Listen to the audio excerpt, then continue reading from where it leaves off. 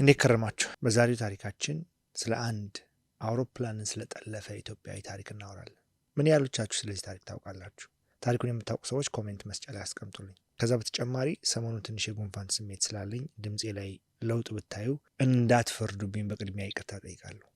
አዲስ ሳይት በመሃል ማዋሬ ከቴምር ሪል ስቴት። በእናንተ በደንበኞቻችን በተደጋጋሚ ጥያቄ መሰረት ቴምር ሪል ስቴት አራተኛ ሳይታችንን ማዋሬ ይዘንላችሁ ቀርበናል። ምቹ የሆነ ያከፋፈል፣ ተመጣጣኝ ዋጋ ከ35% እውነተኛ ቅናሽ ጋር ለኢንቨስትመንት ተመራጭ መሆኖች ማዋሬ ከባለ 1 እስከ ባለ 3 መኝታ ቤቶችን ያለምንም ዋጋ ጭማሪ ይዘንላችሁ ቀርበናል።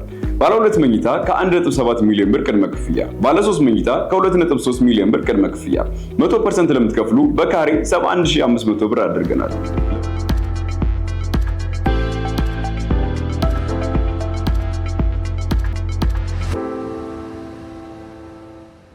ኖቬምበር 25 1995 ነው ወቅቱ።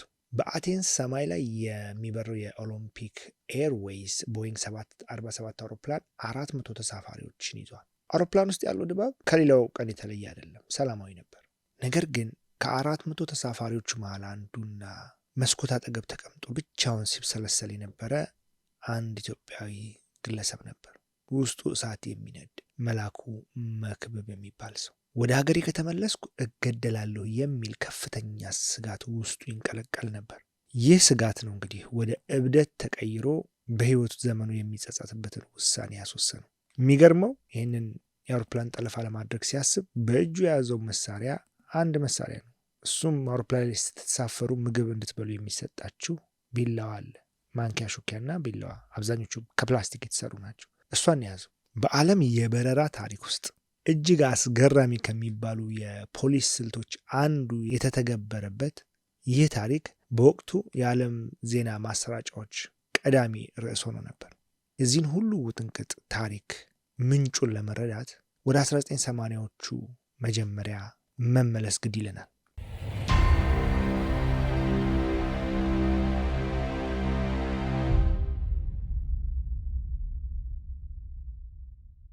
በ1983 ዓ.ም ወይም በፈረንጆቹ 1991 ላይ የደርግ ውድቀትን ተከትሎ ኢትዮጵያ በአዲስ የፖለቲካ ምዕራፍ ውስጥ ነበረች።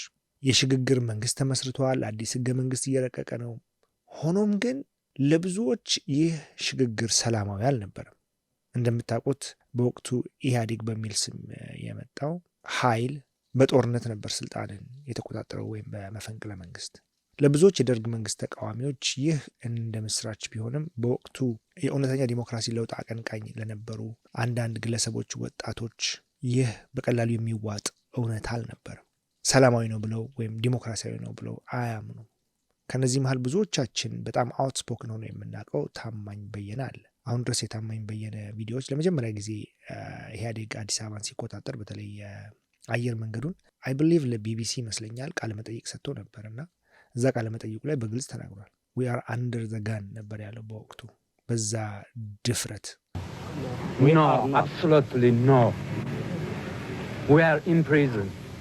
we are not democracy. we are under the gun.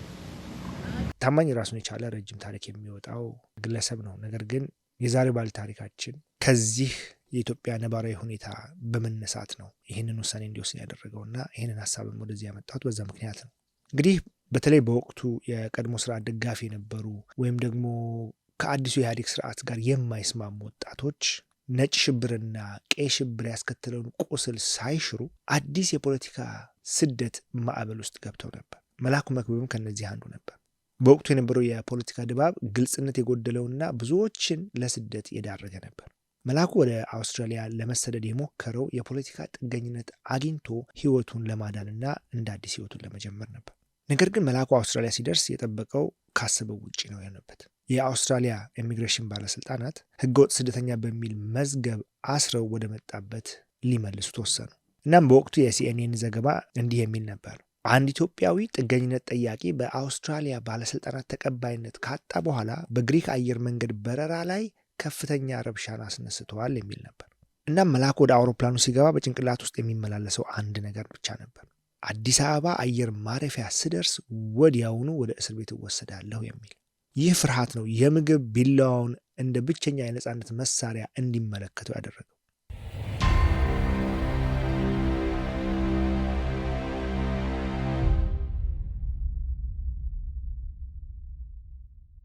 አውሮፕላኑ ታይላንድን አልፎ ወደ አቴንስ እየተቃረበ ሳለ በግምት ወደ 30 ደቂቃ ሲቀረው አውሮፕላኑ አቴንስ አየር ማረፊያ ሊያርፍ መልአኩ ከመቀመጫው ተነሳ።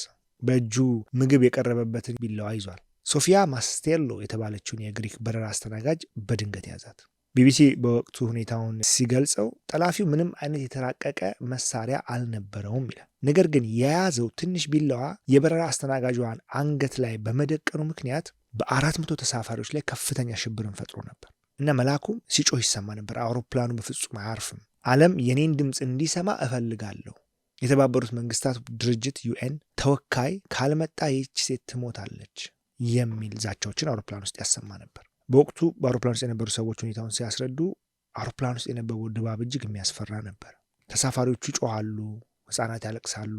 መልአኩ ግን የዓለምን ትኩረት ለመሳብ ቆርጦ ተነስቷል። አውሮፕላኑ አቴንስ ኤሊኒኮን አየር ማረፊያ ካረፈ በኋላ የግሪክ ልዩ ኃይል ይሄ ኢካም የሚሉት የልዩ ኃይል አላቸው አስገራሚ ውሳኔን አስተላለፈ።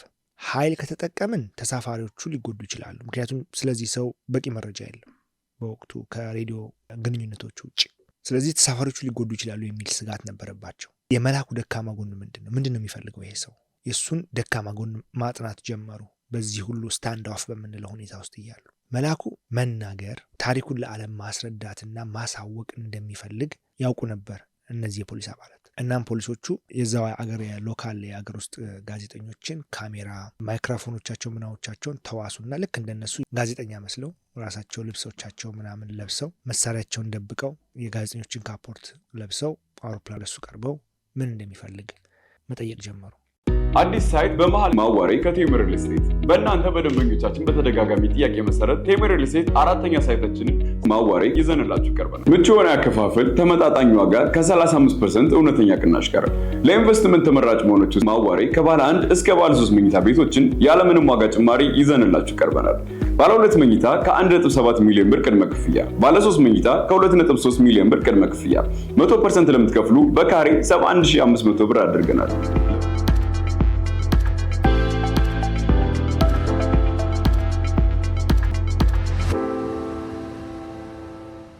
በወቅቱ የተለቀቁት የዜና ጥቅሶች እንደሚያሳዩት መልአኩ ጋዜጠኞችን ሲያይ ትጥቁን ያላላ ይመስላል ይላሉ። አሁን ታሪኬ ለዓለም ይነገራል ብሎ በማመኑ የተወሰነ መዘናጋት ፈጥሮ ነበር። ሙሉ በሙሉ ሀሳቡ የዛ ጋዜጣዊ መግለጫ ልንለው እንችላለን እዛ ላይ ነበር የሆነው። የታሪኩ ቁንጮ ያለው እዚህ ጋር ነው። ጋዜጠኛ መስሎ የቀረበው ፖሊስ መልአኩን በደንብ አይታይም፣ ትንሽ ወደዚህ ቀረብ በል እያለ እንዲዘናጋ ሀሳቡን እዛ ጋር የቀረበው ፖሊስ ሳይሆን ጋዜጠኛ ስለመሰለው ትኩረቱን እሱ ላይ ብቻ እንዲያደርግ አደረገው። መልአኩ ሙሉ በሙሉ ትኩረቱን ወደ ማይክሮፎኑ ሲያደርግ እኔ ወንጀለኛ አይደለሁም፣ እኔ ነፃነትን ፈላጊ ነኝ፣ ወደ ኢትዮጵያ ብመለስ ይገሉኛል የሚል ፍርሃት ነው ይህንን እንዳደርግ ያስገደደኝ አለ።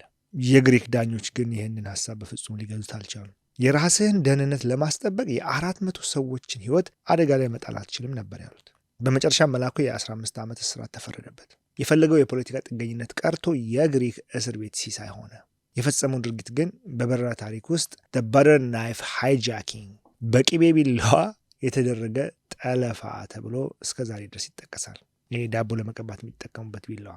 በእርግጥ የመልአኩ መክብብ ታሪክ ዝም ብሎ የግለሰብ ታሪክ ብቻ አይደለም። የ90ዎቹ መጀመሪያ የ80ዎቹ መጨረሻ በፈረንጆች አቆጣጠር ወይም በኢትዮጵያ 80ዎቹ መጀመሪያ 1983 ስፔሲፊክሊ እና ከዛ በኋላ ያሉት ዘመናት ኢትዮጵያ የነበረችበት የፖለቲካ ውጥረትና በዜጎች ላይ የፈጠረውን ተስፋ መቁረጥ የሚያሳይ የዛ ውጤት ነበር። ዛሬ ላይ ሆነን ስናየው ፖሊሶች የተጠቀሙበት ዘዴ በእርግጥ ያስቃል። ለመልአኩ ግን ያ ክስተት የህይወቱ ትልቁ ስህተትና ጨለማ ነበር። እናንተስ ምን ታስባላችሁ? መልአኩ የዓለምን ትኩረት ለማግኘት የሄደበት ርቀት ትክክል ነው ብላችሁ ታስባላችሁ ወይ? እውነት መልአኩ ለታሰሩት ጋዜጠኞች አስቦ ነው ወይንስ ደግሞ በዚህ ምክንያት ጥገኝነት አግኝቶ ከኢትዮጵያ እንደወጣ ለመቅረት? የፖሊሶቹን አካሄድ እንዴት አያችሁት? መልካም ጊዜ።